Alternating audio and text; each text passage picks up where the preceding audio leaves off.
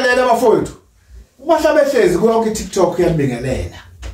Kuyonke indawo enhlanhla sezantsi South Africa abamhlophe ababomvu amandiya amakhalathi bonke bakwazi lokho ekushoyo kunina. Engicela ukuthi ukuhlukisa kancane abafowethu.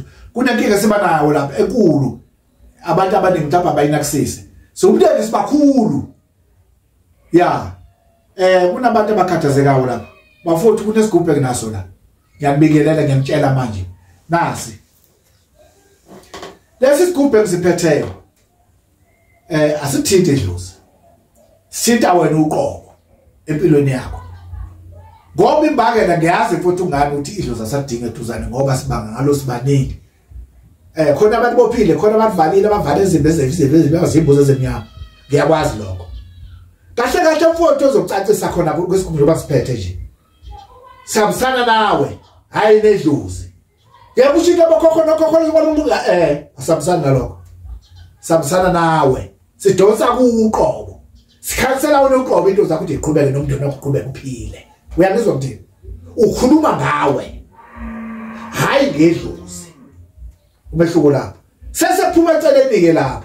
Asayithinta impepho. Thokoza gogo. Sesithinta ini? Sesisebenza ngempuphu enoshukela. Oshuthi ngisebenza ngawe lapho nempuphu enoshukela ikhuluma nalokho uzowazana ufumbethe izandla. Waphuma esipini kuba mfumbethe izandla. Sinamathela lapho kuphela. Silwa nani?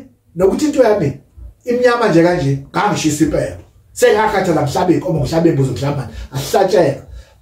Awuhlabe imbuzi. Awuyihlabe inkomo. Bengeza bezayo siyasuqabi lokho.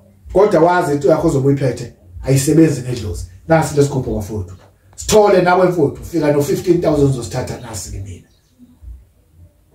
Kubalekile lokho ukuthi ukuchazele khona. Mfowethu uzoma lapho bengifuna ukuchazela lapho ukuthi ukwazi ukuthi kunesigubhe esisebenza kanje.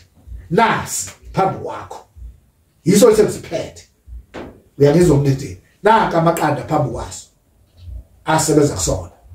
Njengoba nawe mhlawumbe uhlala usini wakho kwafika. Wasuphumza umbethe. Okusuthi le iqanda ke ihamba lapho. Uyayizwa lo ndaba.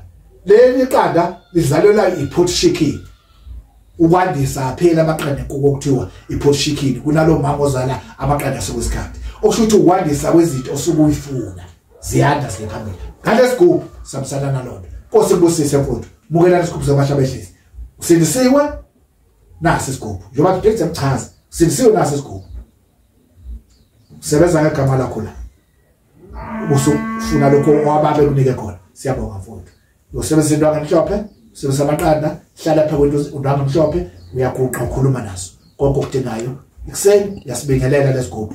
Ntambama mosiyolala, uyasho isengolala. Uma uhambile ungekho, uyasho ngihamba ngendawo ethi ngicela nibheke lapha ngiyakhona. Wabo sibingile siyabonga, usibusise.